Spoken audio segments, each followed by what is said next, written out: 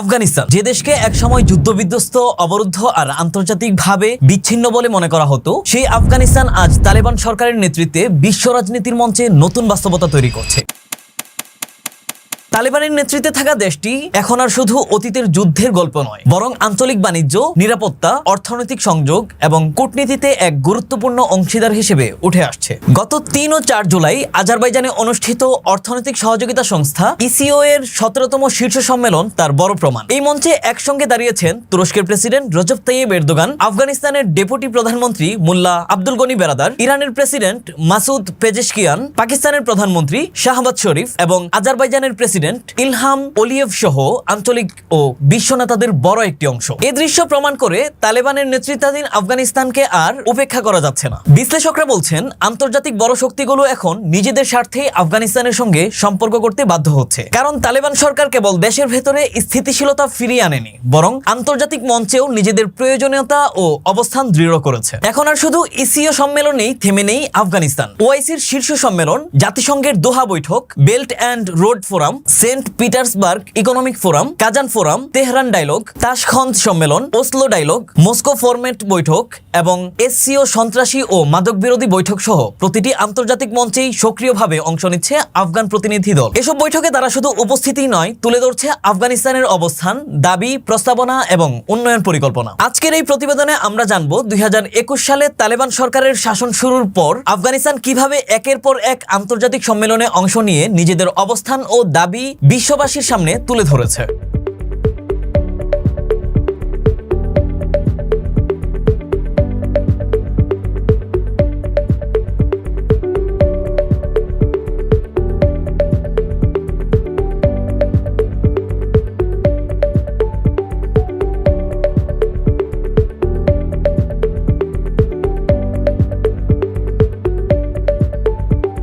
২০২৫ সালের ২৭ জুন তুরস্কের ইস্তাম্বুলে অনুষ্ঠিত ওআইসির ৫১তম পররাষ্ট্রমন্ত্রী সম্মেলনে অংশ নেন আফগানিস্তান পররাষ্ট্রমন্ত্রী মাওলানা আমির খান মুত্তাকি। সম্মেলনে দেওয়া বক্তব্যে মাওলানা মুত্তাকি গাজায় আগ্রাসন অবিলম্বে থামাতে মুসলিম দেশগুলোকে ঐক্যবদ্ধ কূটনৈতিক চাপ তৈরির আহ্বান জানান এবং আল কুদসের রক্ষায় রেড লাইন নির্ধারণের প্রস্তাব দেন। একই সঙ্গে আফগান ব্যাংকিং নিষেধাজ্ঞা শিথিল ও স্থায়ী মানবিক ফান্ড দ্রুত চালু করতে অনুরোধ করেন। নারীদের শিক্ষা স্বাস্থ্য খাতে ধাপে ধাপে অগ্রগতি তুলে ধরে বলেন, তহবিল নিষ্ক্রিয় থাকলে উন্নয়ন স্থবির হবে, তাই ওআইসির সদস্যদের সমন্বিত অর্থায়ন ও কারিগরি সহায়তা জরুরি। ২০২৪ সালের জুনে কাতারের দোহায় জাতিসংঘ আয়োজিত তৃতীয় দোহা বৈঠকে অংশ নেন আফগান সরকারের মুখপাত্র ডেপুটি তথ্যমন্ত্রী মাওলানা জাবিহুল্লাহ মুজাহিদ। বৈঠকে তিনি বিশ্বব্যাংক ও এশীয় উন্নয়ন ব্যাংকের প্রতিনিধিদের উদ্দেশ্যে বলেন, আফগানরা জানতে চাইছে কেন অর্থনৈতিক ও বাণিজ্যিক খাতে নিষেধাজ্ঞা শিথিলের কাজ এত ধীরে হচ্ছে, কেন সরকার ও বেসরকারি খাতকে বারবার নানা চ্যালেঞ্জের মুখে পড়তে হচ্ছে। মাওলানা মুজাহিদ আরও বলেন, আমরা তাদের সঙ্গে সম্পর্ক ভালো করতে চাই যারা আমাদের সঙ্গে ইতোমধ্যে যোগাযোগ রাখছে, আর যারা রাখছে না তারা যেন আফগানিস্তানের সঙ্গে সম্পর্কের গুরুত্ব বোঝে এবং আফগান জনগণের পাশে দাঁড়ায়। তিনি রাশিয়া, চীন সহ অন্য দেশের সঙ্গে দ্বিপাক্ষিক সম্পর্ক বৃদ্ধির কথা উল্লেখ করে বলেন, আমরা পশ্চিমা দেশগুলোর সঙ্গেও সম্পর্ক উন্নয়নে আগ্রহী, আশা করি তারাও পারস্পরিক স্বার্থকে গুরুত্ব দেবে। ২০২৩ সালের ১৭ ও ১৮ অক্টোবর চীনের বেইজিংয়ে বেল্ট অ্যান্ড রোড ফোরামে অংশ নেন আফগান বাণিজ্য মন্ত্রী নুরুদ্দিন আজিজি। ফোরামে তিনি আফগানিস্তানকে উচ্চ প্লেটো করিডোর হিসেবে উল্লেখ করেন। তিনি বলেন, কাবুল কাশগড় রুট চালু হলে পণ্য পরিবহনের সময় ৩০% কমবে, এতে আঞ্চলিক বাণিজ্যে নতুন গতি আসবে। তিনি চীনা কনসোর্টিয়ামকে $৬ বিলিয়ন লিথিয়াম ও তামা প্রকল্পে বিনিয়োগের আহ্বান জানান। পাশাপাশি ৫০০ মেগাওয়াট সৌর গ্যাস হাইব্রিড প্রকল্পে চীনা এক্সিম ব্যাংকের অর্থায়ন এবং কাবুল হেরাত ডিজিটাল ফাইবার করিডোরে প্রযুক্তি সহায়তা চেয়ে প্রস্তাব দেন। ২০২৩ সালের ১৪ থেকে ১৭ জুন রাশিয়ার সেন্ট পিটার্সবার্গে ইকোনমিক ফোরাম অনুষ্ঠিত হয়। এতে অংশ নেন আফগানিস্তানের বাণিজ্য মন্ত্রী নুরুদ্দিন আজিজি। ফোরামে তিনি রুশ আফগান পণ্য বিনিময়ের প্রস্তাব তুলে ধরেন। নুরুদ্দিন আজিজি জানান,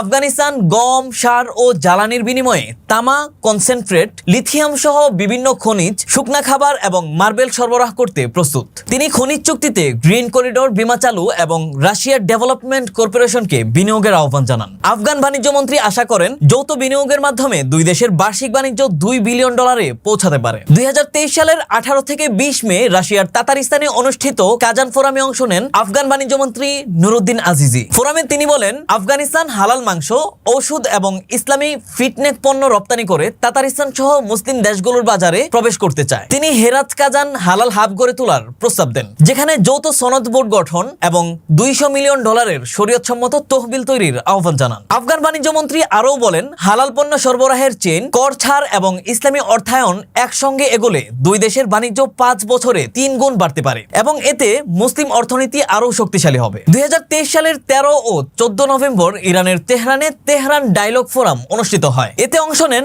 আফগান পররাষ্ট্রমন্ত্রী মাওলানা আমির খান মুত্তাকি। ফোরামে তিনি বলেন, মুসলিম প্রতিবেশীদের নিরাপত্তা মানেই আফগানিস্তানের স্থিতিশীলতা। তিনি ইরান আফগান পানি বন্টন বিরোধ মেটাতে স্থায়ী কমিশন গঠনের প্রস্তাব দেন। সীমান্তে হটলাইন চালু করা এবং শিয়া ও সুন্নিদের পবিত্র স্থানগুলো যৌথভাবে রক্ষার জন্য বিশেষ দল গড়ার কথাও বলেন। মাওলানা মুত্তাকি গাজার সংহতি প্রকাশ করে বলেন, মুসলিম উম্মাহকে এক হয়ে দখলদার শক্তির বিরোধিতা করতে হবে। 2022 সালের 26 জুলাই উজবেকিস্তানের তাশখন্দে এক আন্তর্জাতিক সম্মেলন অনুষ্ঠিত হয়। এতে অংশ নেন আফগান পররাষ্ট্রমন্ত্রী মাওলানা আমির খান মুত্তাকি। সম্মেলনে তিনি বলেন, আফগানিস্তান এখন ব্যবসা, বিনিয়োগ ও আঞ্চলিক বাণিজ্যের জন্য উন্মুক্ত।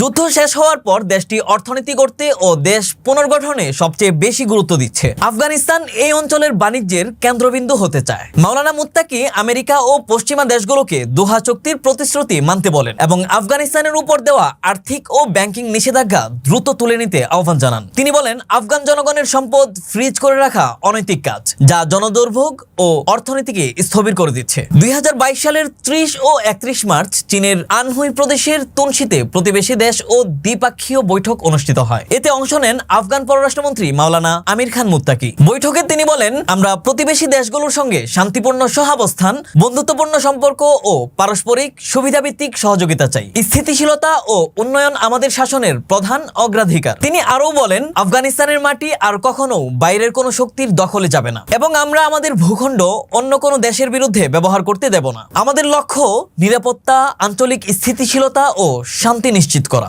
2022 সালের 23 জানুয়ারি নরওয়েতে অসলো ডায়লগ অনুষ্ঠিত হয়। এতে অংশ নেন আফগান পররাষ্ট্রমন্ত্রী মাওলানা আমির খান মুত্তাকি। বক্তব্যে তিনি বলেন, আন্তর্জাতিক সম্প্রদায় এখনো স্পষ্ট করে বলেনি অন্তর্ভুক্তিমূলক সরকার বলতে তারা কি বোঝায়। কারা থাকলে সরকার অন্তর্ভুক্তিমূলক হবে সে সংজ্ঞা আমাদের জানানো হয়নি। আফগান জনগণ নিজেরাই স্বচ্ছভাবে তাদের প্রতিনিধি ঠিক করবে, বাইরের সংজ্ঞা চাপিয়ে দেওয়া উচিত নয়। তিনি আরও বলেন, আমাদের বর্তমান প্রশাসনে সব জনগোষ্ঠীর মানুষ আছে। পশ্চিমাদের মানদণ্ড নিয়ে প্রশ্ন তুলে তিনি বলেন, বাইডেন প্রেসিডেন্ট হওয়ার পর তিনি কি ট্রাম্প প্রশাসনের কোনো কর্মকর্তাকে মন্ত্রী পরিষদে রেখেছেন? তাহলে শুধু আফগানিস্তানের জন্য কেন এমন শর্ত বসানো হচ্ছে? মাওলানা মুত্তাকি বলেন, আন্তর্জাতিক সহযোগিতা, স্বীকৃতি ও অর্থনীতিকে স্থিতিশীল করতে বাস্তবমুখী দৃষ্টিভঙ্গি দরকার। আমরা সমালোচনা নয়, গঠনমূলক সহযোগিতা চাই। 2021 সালের 19 ডিসেম্বর পাকিস্তানের ইসলামাবাদে ইসলামী সহযোগিতা সংস্থা OIC এর 17তম বিশেষ বৈঠক অনুষ্ঠিত হয়। এতে অংশ নেন আফগান পররাষ্ট্রমন্ত্রী মাওলানা আমির খান মুত্তাকি। বৈঠকে তিনি আফগানিস্তানের মানবিক সংকট এবং মুসলিম উম্মাহর যৌথ দায়িত্ব নিয়ে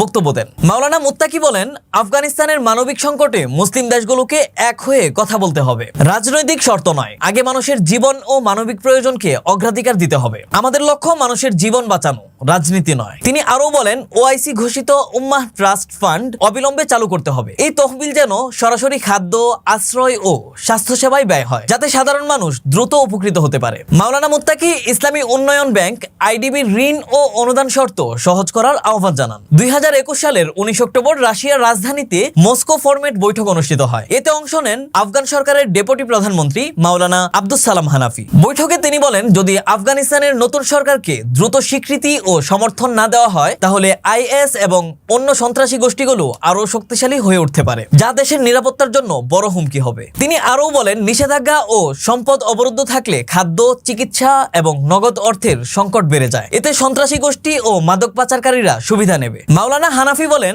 আমরা দেশে আইন শৃঙ্খলা বজায় রেখেছি এবং কাউকে তার জাতি, ভাষা ও ধর্মের কারণে নিপীড়ন করা হচ্ছে না। 2022 থেকে 2024 সালের মধ্যে উজবেকিস্তান ও তাজিকিস্তানে অনুষ্ঠিত সন্ত্রাস ও মাদক বিরোধী টেকনিক্যাল বৈঠকগুলোতে অংশ নেয় আফগানিস্তানের স্বরাষ্ট্র ও গোয়েন্দা বিভাগের প্রতিনিধি দল। বৈঠকগুলোতে আঞ্চলিক সন্ত্রাস ও মাদক পাচার দমন এবং সীমান্ত নিরাপত্তা জোরদারের জন্য আধুনিক প্রযুক্তি নির্ভর সমন্বিত পরিকল্পনা পেশ করা হয়। প্রথম বৈঠক অনুষ্ঠিত হয় 2022 সালের 3 ও 4 মার্চ উজবেকিস্তানের রাজধানী তাশখন্দে। দ্বিতীয় বৈঠক অনুষ্ঠিত হয় 2023 সালের 24 ও 25 এপ্রিল তাজিকিস্তানের রাজধানী দুশানবেতে। তৃতীয় বৈঠক অনুষ্ঠিত হয় 2024 সালের 29 মার্চ উজবেকিস্তানের রাজধানী তাশখন্দে। চতুর্থ বৈঠক অনুষ্ঠিত হয় 2024 সালের 4 ও 5 সেপ্টেম্বর উজবেকিস্তানের তাশখন্দে।